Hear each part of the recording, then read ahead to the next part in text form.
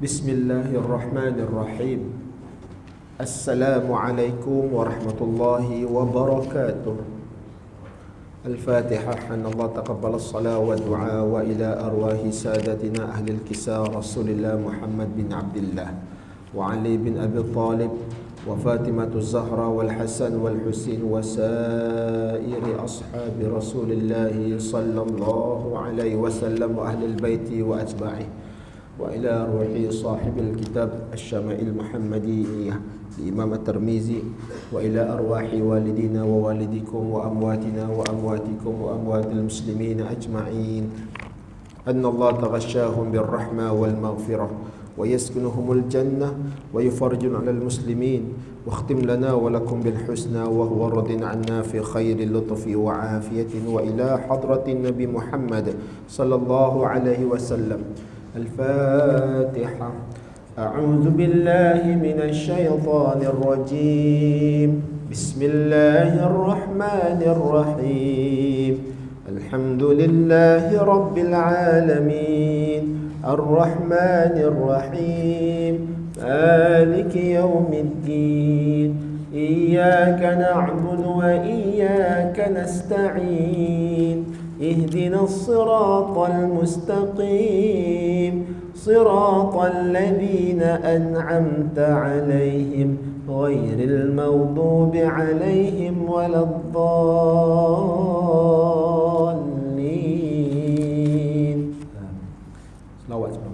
اللهم صل على سيدنا محمد وعلى آله وصحبه وسلم. اللهم صل على سيدنا محمد وعلى آله وصحبه وسلم.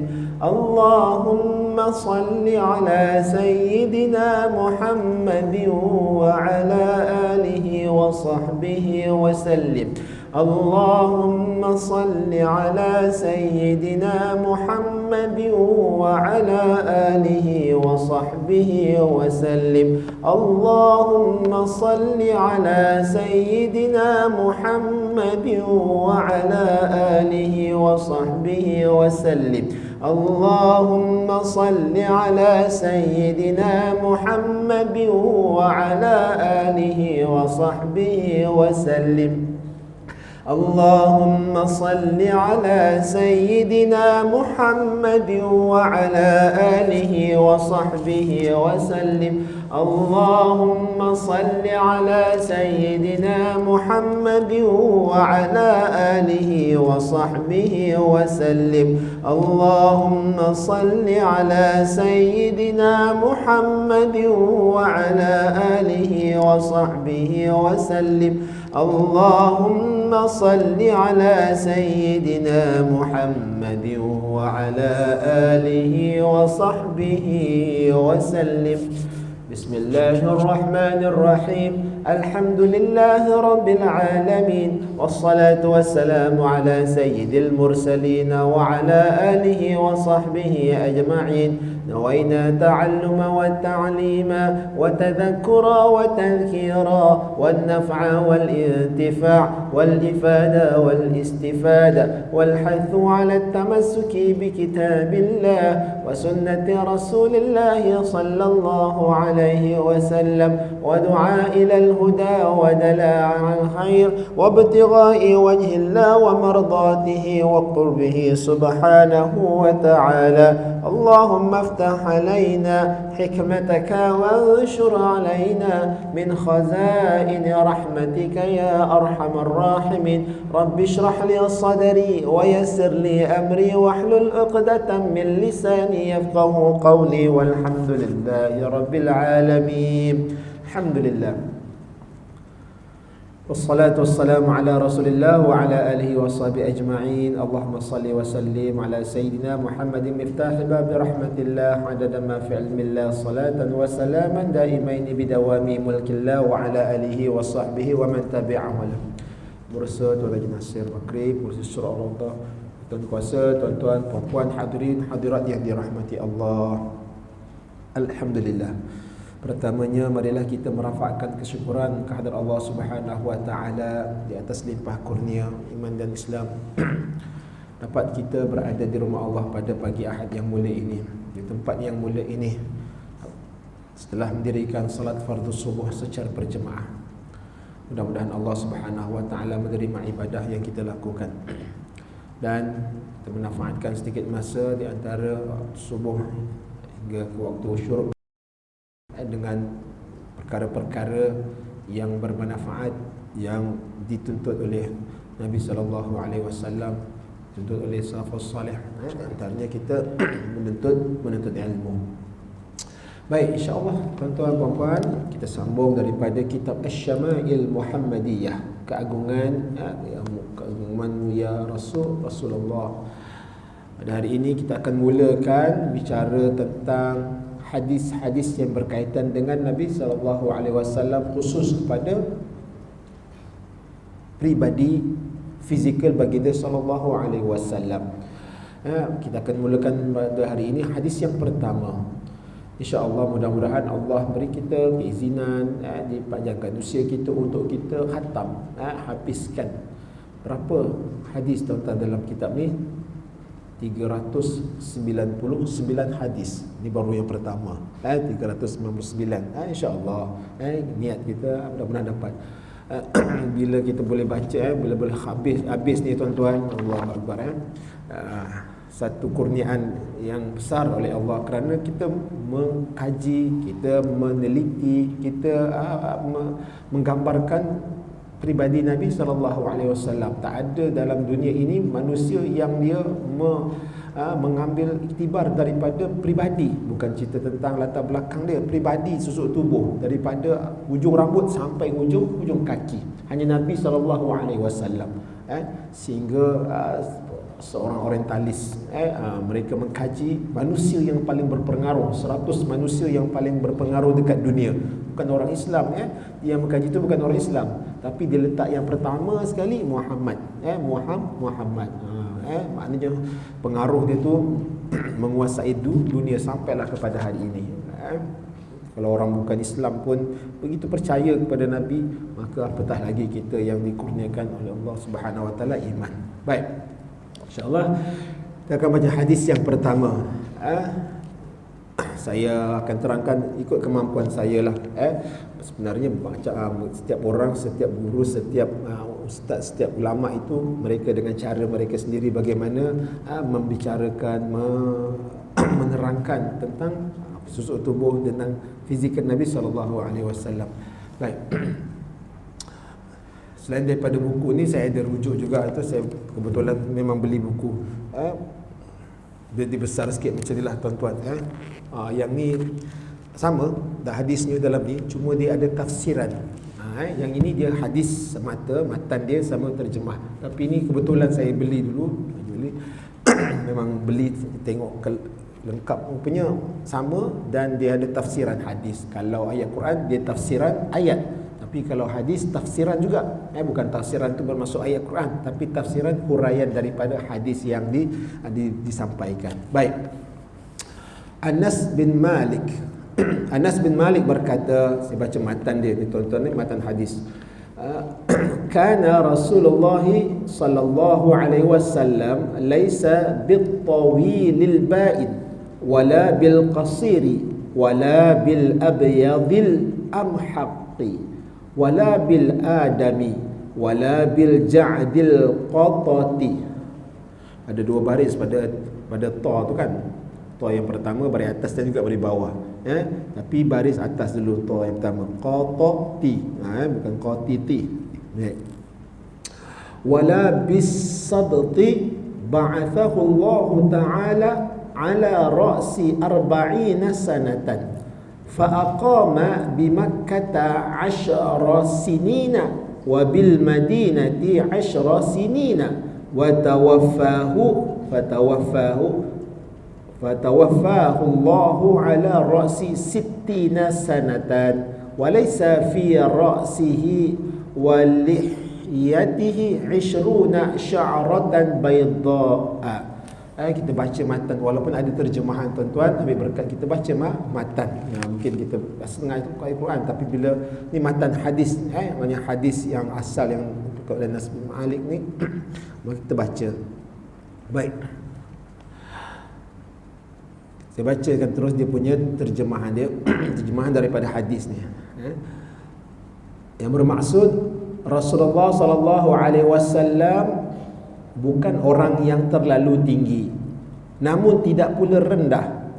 Kulitnya tidak putih pucat, juga tidak sawo matang. Rambutnya ikal, tidak terlalu kerinting, dan tidak pula lurus kaku. Baginda diutus oleh Allah Subhanahu wa taala menjadi rasul pada usia 40 tahun. Baginda menetap di Makkah sebagai rasul selama 10 tahun dan di Madinah juga selama 10 tahun. Baginda diwafatkan oleh Allah dalam usia 60 tahun dalam keadaan tidak sampai 20 helai uban yang terdapat pada kepala dan janggutnya. Hadis direkodkan oleh Al-Bukhari, Muslim, Tirmizi mengatakan hadis ini hasan sahih. Ini martabat hadis tuan-tuan, hasan sahih, mula sahih, kemudian dia banyak hadis sahih, hadis hasan, kemudian hadis marfu', hadis maudhu', hadis mauquf, banyaklah itu dalam bicara hadis. Baik. Okey, itu di antara terjemahan daripada matan hadis yang pertama. Baik. Anas bin Malik, kita lihat. Anas bin Malik berkata, siapa dia Anas tuan-tuan? Saya tengok dekat sini.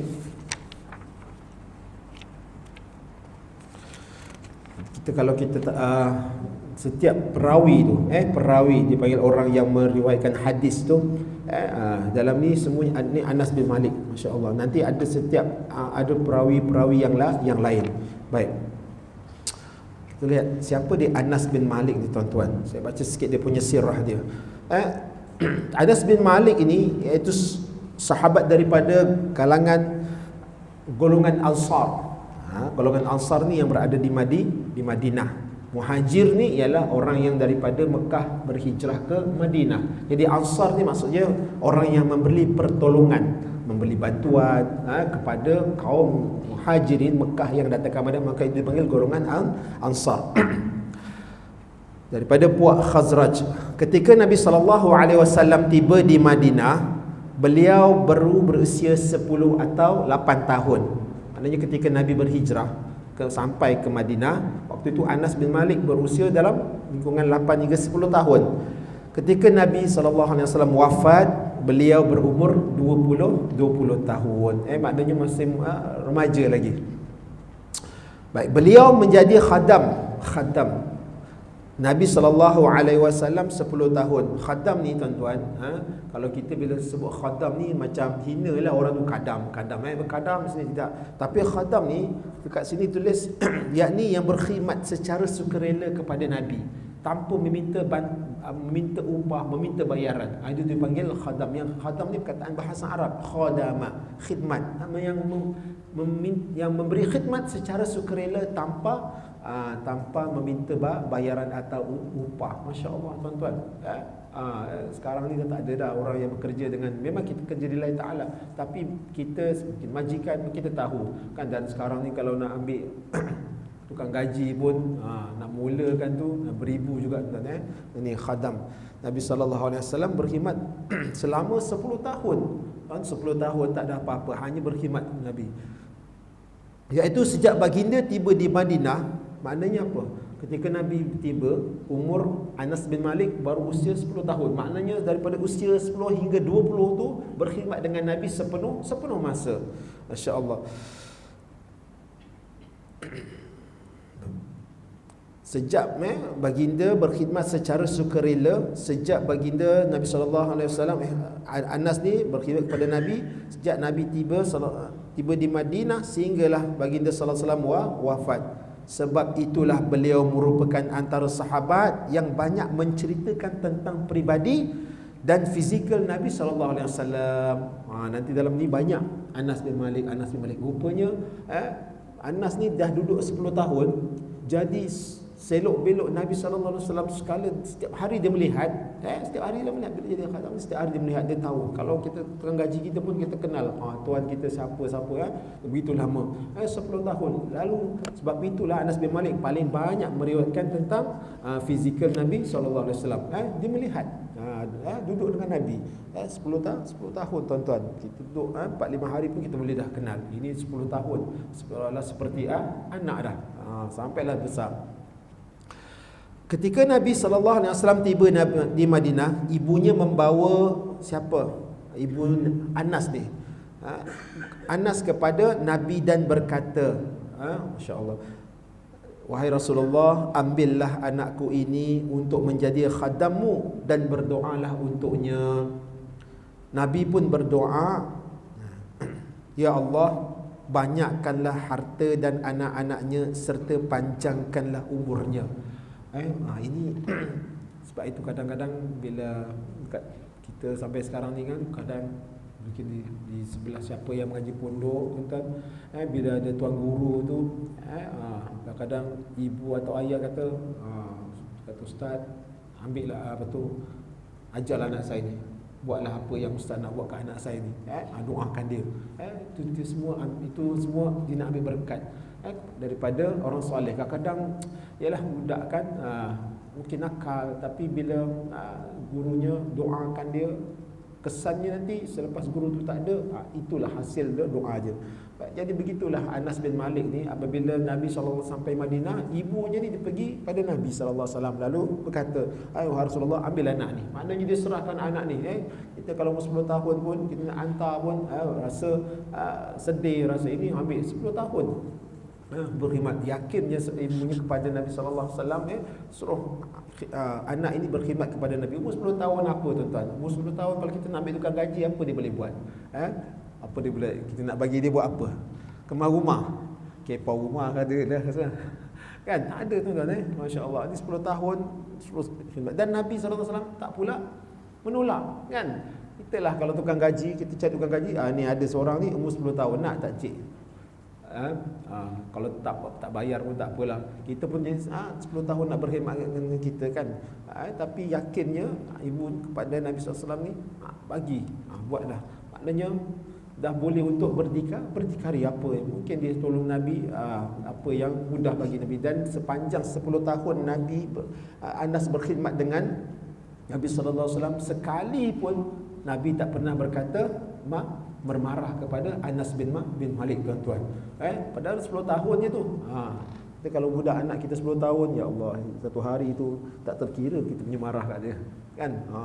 Dengan buat kerja je tak buat, dengan main je, dengan bising je kan, macam-macam. Allahu Akbar. Baik. Lalu Nabi pun berdoa kepada Anas bin Malik, ya Allah, banyakkanlah harta dan anak-anaknya serta panjangkan umurnya. Dalam bahasa Arab doanya, Allahumma akthar maluhu wa waladuhu wa barik lahu fihi. Baik, kesan berkat doa Nabi SAW tuan-tuan.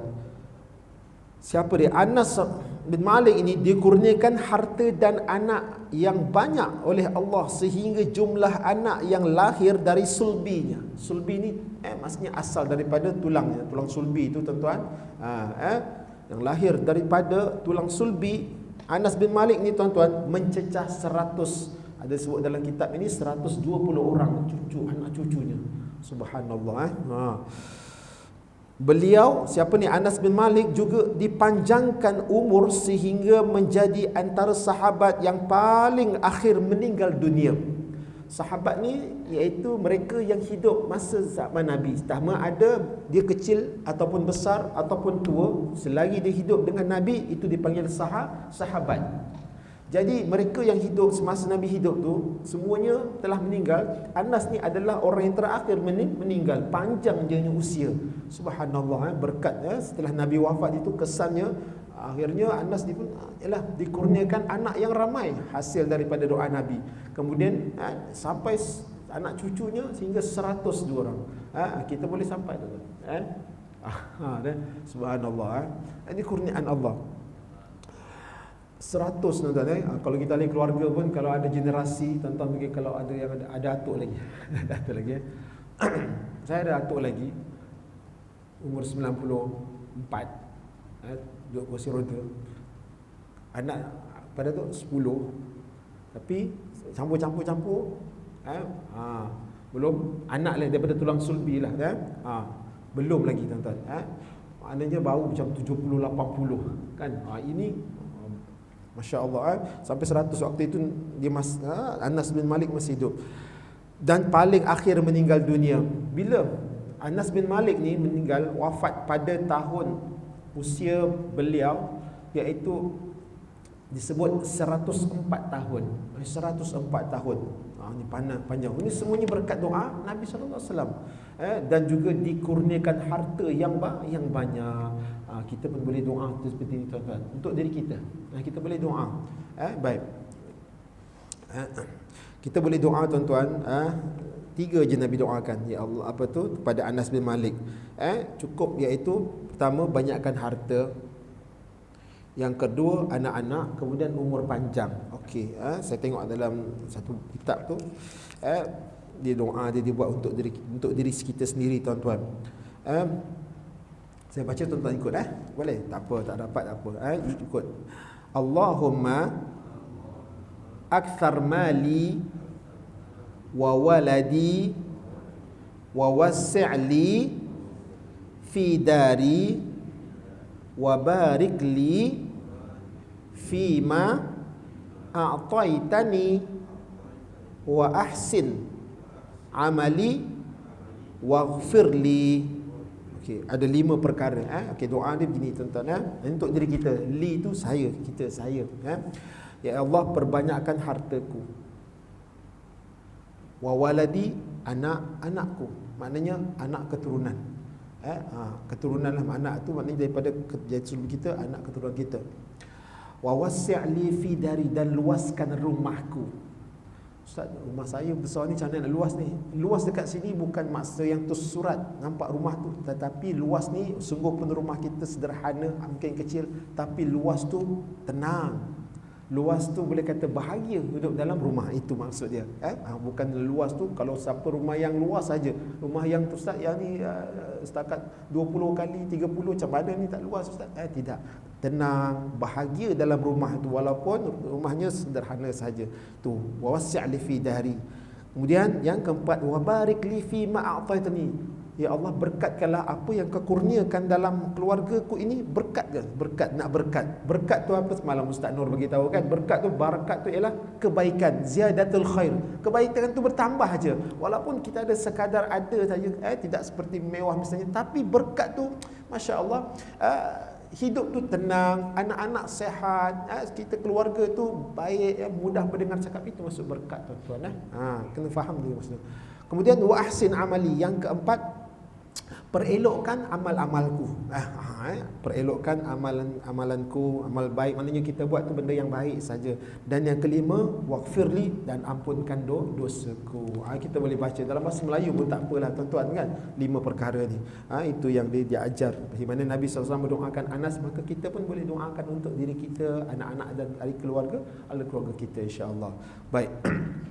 Itu dia tuan-tuan tentang Anas bin Malik. Nanti hadis yang kedua pun Anas bin Malik lagi. Baik. Okey, kita masukkan.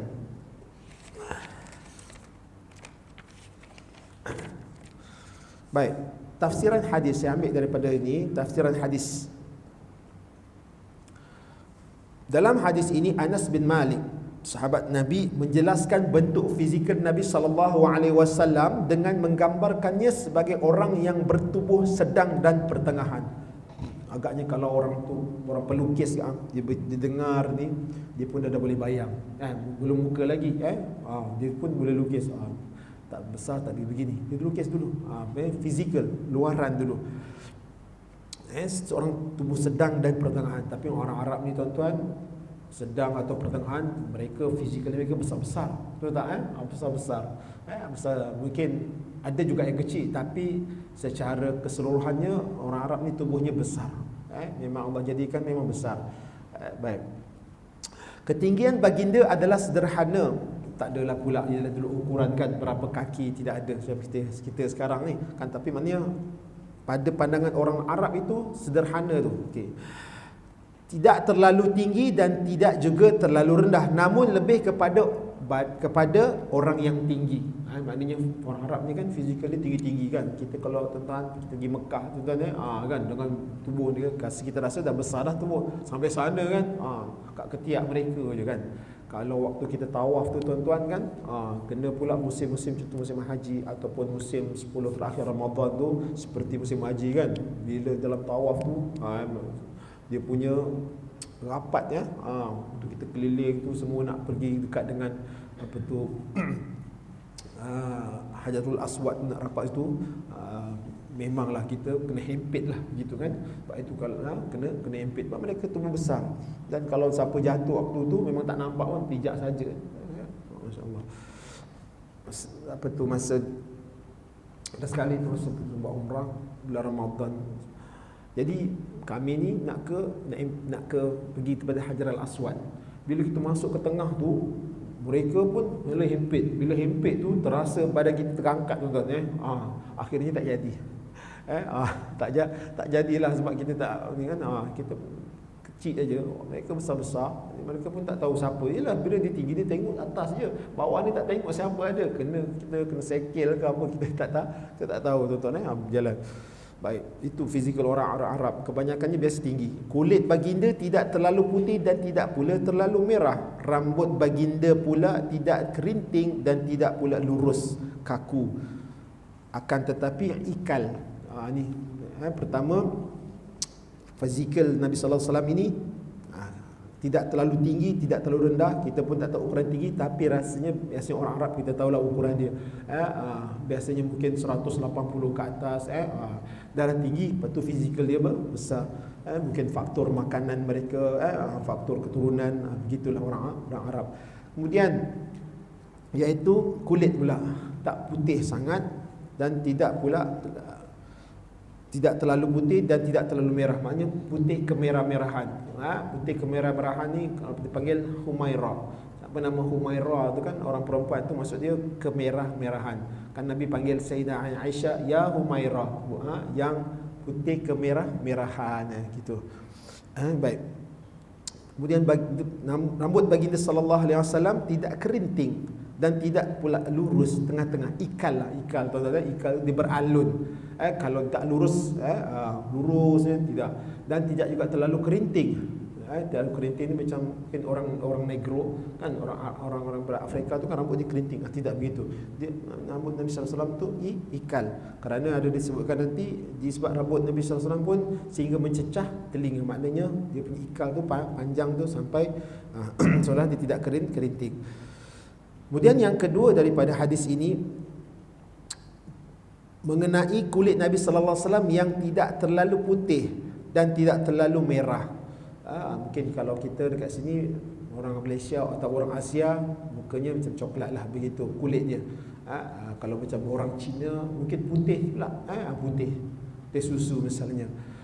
Kalau orang putih dia dah macam mungkin ada warna pun ada kemerah begitu katnya. Tidak terlalu merah. Maksudnya menurut ulama kulit baginda sallallahu alaihi wasallam berada pertengahan antara putih dan merah, iaitu putih kemerah-merahan. Putih kemerah-merahan. Kita boleh putih kemerah-merahan begitu kulit Nabi sallallahu alaihi wasallam. Kemudian maksud ini menepati pernyataan dalam hadis lain yang menyebut bahawa kulit Nabi sallallahu alaihi wasallam az-zahrul laun, iaitu kulit putih bercahaya atau bersinar-sinar kerana bercampur warna merah.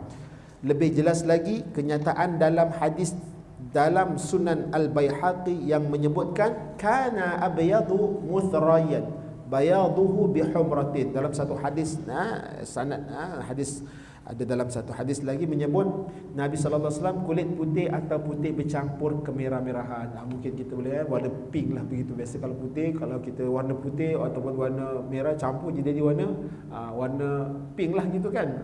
Begitu tapi tak sama macam warna kulit begitu kita gambarkan. Kemudian yang ketiga tentang usia baginda. Tadi fizikal, kemudian usia baginda Nabi sallallahu alaihi wasallam.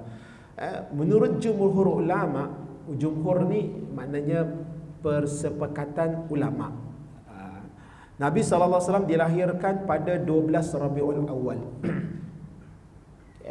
Ini semua tahu kan, 12 Rabiul Awal, setiap bulan Rabiul Awal, maka pada dari 12 tu seluruh dunia lah akan menyambut Maulidur Rasul. Memang tidak ada perselisihan. Memang sepakat ulama menyatakan dilahirkan 12 Rabiul Awal, hari Isnin subuh.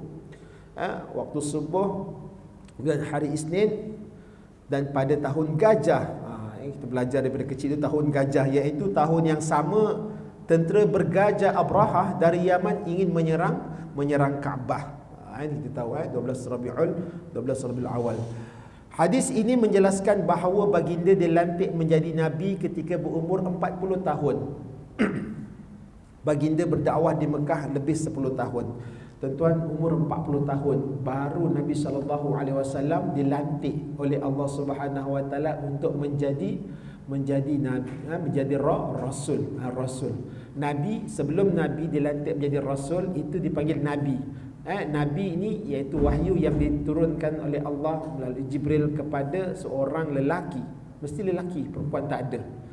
Lelaki yang mana wahyu ini untuk diri dia sahaja, tidak wajib lagi menyampaikan kepada orang lain. Itu dari panggil nabi. Nabi banyak. Adapun rasul untuk diri dia dan wajib menyampaikan. Sebab itu namanya rasul. Asal perkataan rasala, sin lam, iaitu sampai. Itu namanya rasul, orang yang menyampaikan wahyu kepada umatnya pada usia 40 tahun. Masya Allah, rupanya Allah sebut dalam Al-Quran, tuan-tuan, usia 40 tahun ini satu usia yang istimewa. Dalam surah Al-Qaf ayat 15, tuan-tuan boleh tengok. Hatta iza balagha ashuddahu wa arba'ina sanah. Ini dalam pemeliharaan anak bayi yang baru dilahirkan, disusukan, sampai disebut ayat tersebut hatta iza balagha ashuddahu, sehingga umurnya mencapai dewasa. Ashuddahu ni maknanya dewasa. Wa balagha, dan sampai dewasa tu mana? Arba'ina sanah, umur 40 tahun. Maknanya dewasa itu ialah umur 40 tahun. Imam Ibn Jauzi disebut peringkat usia manusia ni 1 hingga daripada bayi lahir sehingga kanak-kanak, dipanggil kanak-kanak. Kemudian daripada kanak-kanak hingga remaja, sehingga muda, dipanggil muda 39. Kemudian 40 hingga 60 dipanggil dewasa. 60 dipanggillah hinggalah akhir hayat dipanggil syuyukh atau syekh. Yang ni kalau orang Melayu lah biasa orang veteran lah, bahasanya veteran, tuan-tuan. Orang tu orang veteran atau orang lama disebutlah gitu 460. Itu kalau kita pergi mana-mana, kalau tengok IC 60 dapat diskaun. 59 belum lagi. Jadi 40 hingga 59 itu umur dewasa, matang.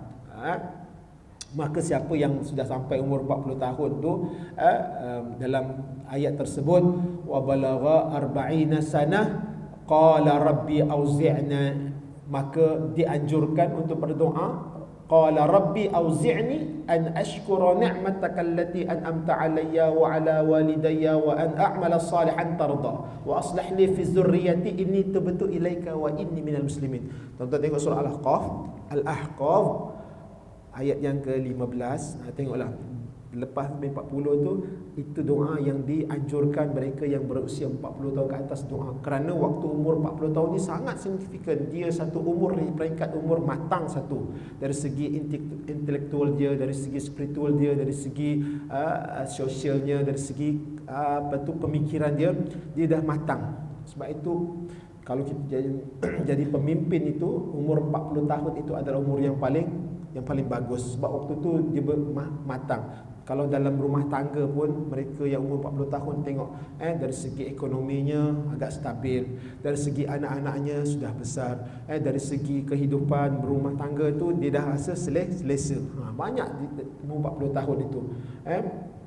Dulu pemimpin-pemimpin dahulu Ialah dalam sejarah tu kalau kita tengok Soekarno, Soeharto, apa lagi itu kan semua tu umur 40 ke atas waktu itu.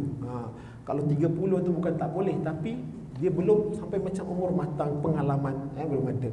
Ini umur 40 tahun. Maka dalam doanya dianjurkan sebab umur 40 tahun ni tuan-tuan, umur 40 tahun. Dan dalam hadis lagi ada sebut, barang siapa yang umur 40 tahun hendaklah dia memperbaiki amalannya.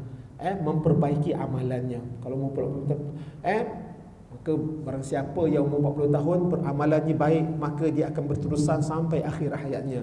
Tapi berhati-hati mereka yang berusia umur 40 tahun ke atas, sekiranya tidak berubah dia punya amalan dia sama sebelumnya, tak berubah, masuk 40 tahun dia tidak berubah, maka bersedialah untuk menempah ke neraka dia sebut. Tuan-tuan, dalam hadis ada daripada Ibnu Abbas. Masya Allah. Kerana apa? Kalau dia tak berubah, bermaksud dia akan berkekal sampailah akhir hayatnya. Tapi biasa umur 40 tahun, mungkin dulu perempuan biasanya dia tak tutup aurat, tapi bila umur 40 tahun kan nampak perubahan. Dulu tak tutup aurat, sekarang tutup aurat. Itu di antara tanda-tanda ada perubahan bila umur 40 tahun. Dia punya kecenderungannya dah mula kepada amal-amal soleh, tuan-tuan. Baik. Masya Allah, umur 40 tahun. Baik, saya sambung sikit. Baginda berdakwah di Mekah 10 tahun, iaitu lebih kurang 13 tahun. Ulama katakan dia 10 tahun yang tepat, tapi lebih kurang tu ada tambahan 13 tahun, tambahan lebih kurang sampai 13 tahun. Kemudian berhijrah ke Madinah dan membentuk sebuah masyarakat negara. Baginda menetap di Madinah 10 tahun sehinggalah wafat sallallahu alaihi wasallam berumur 60 tahun. Jadi lebih kurang 63 tahun kan. Jadi yang dekat Mekah tu tadi lebih kurang ialah antara 10 hingga 13 tahun. Jadi ulama memutuskan bahawa apabila Baginda sallallahu alaihi wasallam wafat umurnya 63 tahun, jadi 10 tahun di Madinah dan lebih kurang bakinya itu adalah umur 13 tahun di Mekah. Menurut ulama, disebut oleh Anas dalam hadis, bukanlah perkiraan tepat, tetapi hampir-hampir yang digenapkan, digenapkan. Benar, saya lebih kurang digenapkan 10 tahun. 10 tahun itu tepat, tapi lebih kurang macam itu. Baik. Begitu juga baginda wafat ketika berusia 63 tahun, bukan 60 tahun. Itulah umur usia umat Muhammad sallallahu alaihi wasallam, tuan-tuan. Umur umat Nabi Muhammad ni adalah umur yang paling pendek. Berbeza dengan umur umat terdahulu ratusan tahun, kan? Ratusan tahun. Macam mana orang yang kalau kita umur sampai 100 tahun tengok keadaan orang tersebut pun macam dah tak bermaya, kan? Ini umur sampai ratusan tahun tu, masya-Allah, boleh sampai 900 tahun kan umur umat Nabi Nuh AS kan 950, betul panjang. Umat Muhammad itulah 60 hingga 70 tahun dalam lingkungan itu. Sebab Nabi pun umurnya tak panjang. Kalau siapa lebih itu adalah anugerah Allah kepada hamba-Nya untuk dia memperbanyakkan amal soleh. Kerana dosa kita ni banyak, tuan-tuan. Lalu Allah hidupkan kita sekali lagi untuk bertaubat. Begitulah. Umur panjang. Siapa tak nak umur panjang? Dah tentu kalau tanya siapa nak umur panjang? Semua nak umur panjang, betul tak? Tapi ada yang sampai, ada yang tak sampai. Dan umur ni dah tak kenal lagi usia. Betul tak? Tak kenal lagi. Walaupun Ustaz Nur kata semalam dah siapa dah 60 tahun tu confirm akan mati. Sebab 60 kalau tambah pun berapa lagi. Tapi umur yang muda ni tu umur muda pula tak sedar diri, dia kata. Tak sedar diri sebab rasa umur 20 tahun ni boleh panjang. Rupanya tak sampai. Sebab mati dah tak mengenal lagi jantina, mengenal lagi usia, mengenal lagi latar belakang, kan. Dah sampai masanya kita Allah jemput, maka tanpa kita sedari, kan, dalam keadaan sihat walafiat rupanya dah Allah jemput. Begitu. Jadi kena sentiasa bersedia. Walau bagaimanapun ada juga ulama dahulu Nabi SAW pun ada sebut dalam hadisnya, kan, tuan-tuan, kalau nak umur panjang, kan, man sarra an yumiddu fi umrihi wa yuwassi' lahu fi rizqihi falyasil rahima falyattaqillah wal yasim rahimah. Ada tiga. Barang siapa yang hendak dia umur panjang. Siapa nak umur panjang? Saya nak umur panjang. Dan diluaskan rezeki, bukan sekadar umur panjang, nak juga rezeki yang luas. Rezeki itu bukan saja daripada luaran, tetapi sehat itu juga adalah rezeki. Tuan-tuan, kita ni bila nak umur panjang, kita nak sehat. Kita nak sehat. Itu je. Kerana sehat itu lebih bermakna dalam kehidupan daripada wang ringgit. Memadailah sekadar apa yang kita ada, tapi usia kita panjang dalam keadaan sihat, lalu kita boleh beribadah, tuan-tuan. Itu yang kita kehendaki. Maka Nabi sebut falyattaqillah wal yasim rahimah. Pertama, bertakwa kepada Allah. Yang kedua, hubungkan silaturrahim. Silaturrahim. Dan kalau kita bersedekah, dalam satu kitab, kalau bersedekah, sedekah yang paling mulia, yang paling afdal. Sedekah ni sama, tapi yang paling afdal ni, yang paling utama yang mana? Iaitu sedekah kerabat, kaum kerabat, saudara mara yang ada hubung kait dengan kita, maka itu adalah sedekah yang paling afdal. Kalau dah tak ada, barulah orang yang jauh daripada kalangan keluarga. Kerana dia membawa dua maksud. Yang pertama, dia bersedekah. Yang kedua, dia menghubungkan silaturrahim. Itu sedekah yang paling afdal. Ada kalau dalam kalangan keluarga, maka itu diutamakan. Dalam keluarga ada yang susah, yang menolong tuan-tuan, mungkin adik-beradik, mungkin saudara mara sepupu, tapi kita pergi langkau orang yang tak ada hubungan dengan kita. Maka yang dalam keluarga itu adalah lebih afdal kalau kita buat sedekah. Dekat situ membuat dua maksud. Allahu Akbar, tuan-tuan. Baik.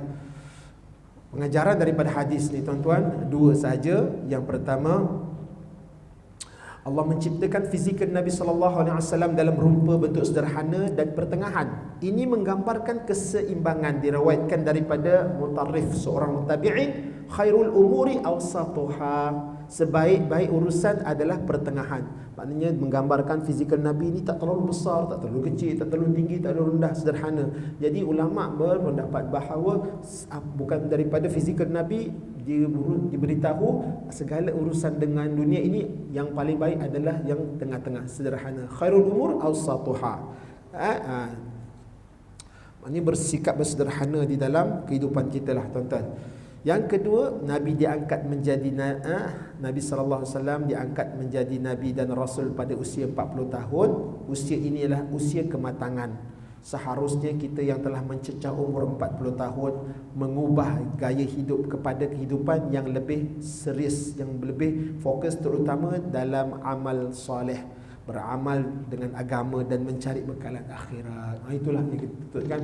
Itulah Ustaz Nur sebenarnya kan, kadang-kadang kita dah lebih umur 60 tapi urusan dunia itu tak sudah-sudah, tuan-tuan. Itu Allah sebut dalam Quran, alhaqumut takatsur. Alhaqumut takasur. Celakalah orang yang nak menghimpunkan harta. Bila ni tak sudah-sudah, umur dah 60 70 masih lagi urusan sibuk dia. Hatta zurtumul maqabir. Bila? Sampai dia ziarah masuk kubur. Allah tersebut rupanya manusia ni. Masya Allah. Itu peringatan daripada ayat Al-Quran kan. Maknanya apa tu, disebutkan kalau kita dah sampai satu peringkat umur tu, ialah bila kita dah pencen tu, misalnya kan, sepatutnya waktu itu cukuplah untuk kita memperbanyakkan bekalan akhirat. Banyak, tuan-tuan, mungkin dahulu waktu muda banyak yang kita tertinggal, banyak yang kita lompang, tak buat apa semua. Jadi waktu itulah Allah bagi tempoh untuk kita memperbanyakkan amal soleh. Bukan bermaksud duduk je 24 jam kat masjid, tidak.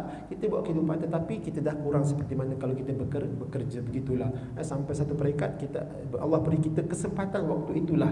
Tapi kalau dah bersara, tetapi kita sibuk juga dengan kerja ni, jadi bila masa rasa kita nak memperbanyakkan amal akhirat. Kat situ kita boleh tanya diri kita lah kan, busy lagi besar, lagi busy rupanya kan, lagi tak ada kat masjid, kat surau misalnya, tak ada tempat dia. Kat sana bila kita nak tumpu akhirat ni kan. Sebab kita tahu amal ibadat kita tidak banyak, tuan-tuan, dan kalau kita buat pun kadang-kadang entah betul atau tidak. Lalu waktu itu masa-masa tertentu itulah untuk kita memperbanyakkan amal soleh. Untuk diri saya lah, tuan-tuan. Mungkin saya tak sampai lagi, mudah-mudahan sampai, tapi begitulah keadaannya. Itu yang bila bekerja, tuan-tuan, semua bila nak pencen. Orang yang bekerja ni bila nak pencen ni? Orang yang pencen ni Masya Allah, Allah dah beri dia kebebasan untuk dia beramal tu, fokus lebih dengan masjid, dengan surah. Amal soleh tu lebih cemburu rasanya. Tuan-tuan dah sampai, saya ni tak sampai lagi, umur 40 tak sampai lagi tuan-tuan, mudah-mudahan sampai. Dan tuan-tuan ni amat bersyukur. Sebab itu kadang-kadang kalau orang muda dengan orang yang berusia, tuan-tuan Benjin, orang akan alah dah tentulah orang muda. Tapi tuan-tuan, rupanya tuan-tuan yang umur 60 ni sebenarnya itu yang paling mulia daripada umur 40 ni, kerana tuan-tuan dah melepasi zaman kanak-kanak, zaman remaja, zaman dewasa. Kami ni yang usia 40 belum sampai lagi. Kan tak sampai. Kita nak bangga pun, kita mesti bekerja kuat pun tak adalah tuan-tuan. Tuan-tuan dah sampai dahulu dan Allah beri usia dan kesihatan yang panjang. Dan kami ni tak sampai lagi ni kan. Walaupun sihat walafiat misalnya belum tentu. Mudah-mudahan Allah sampaikan umur kita. Ada satu doa tu, kalau kita nak minta Allah panjangkan usia kan, dia kata Allahumma tawil a'marana fi ta'atika wa ta'ati rasulika wa ja'alna muslimin. Ya Allah, panjangkan usiaku, sekadar panjang, tapi fi ta'atika, panjang dalam ketaatan kepada Allah dan Rasulnya. Itu yang kita nak tuan-tuan. Saya baca tuan-tuan ikut. Allahumma tawil a'marana fi ta'atika wa ta'ati rasulika wa ja'alna minal muslimin. Maksud dia, panjangkanlah ya Allah usia kami dalam taat kepada Engkau. Kita nak panjang. Khairukum man tala umurihi wa hasuna amalu. Nabi sebut sebaik-baik kamu siapa yang umur dia panjang, dah panjang, wa hasuna amalu, baik pula amalannya. Itu yang kita nak. Kita tak mau umur panjang tapi lagi panjang kata orang, tapi amalan sebaliknya. Nauzubillah. Mudah-mudahan Allah termasuk kita dalam golongan. Wallahu alam. Alhamdulillah sampai sedahulu tuan-tuan. Insya-Allah nanti kita masuk pada hadis yang kedua daripada Anas bin Malik. Wallahu alam. Yang baik daripada Allah, yang kurang dhaif daripada diri saya. Mudah-mudahan diberkati ilmu yang kita pelajari pada hari ini. Bismillahirrahmanirrahim. Rabbana anfa'na bima 'allamtana, Rabbi 'allimna alladhi yanfa'una, Rabbi faqihna wa faqih ahlana wa qarabatin lana fi dinina مع أهل القطر أنثى وذكر. ربي وفقنا ووفقهم لما ترتضي قولا وفعلا كرما، وارزق الكل حلالا دائما وأخلا أتقيا علما، نحظى بالخير ونفى كل شر. ربنا أصلح لنا كل شؤون وأقض الرضا منك العيون، واقض عنا ربنا كل الديون قبل أن تأتينا رسل المنون، واغفر واستر وأنت أكرم من ستر، وصلاة الله تغشى المصطفى من إلى الحق دعانا والوفاء، بكتاب فيه للناس شفاء، وعلى الآل الكرام شرفا، وعلى مصاب الغرار. اللهم اهدنا بهداك واجعلنا ممن يسارع في رضاك، ولا تولنا وليا سواك، ولا تجعل ممن خالف أمرك وعصى. وصلى الله على سيدنا محمد خير خلقه وعلى آله وصحبه أجمعين، والحمد لله رب العالمين. تقبل الله منكم.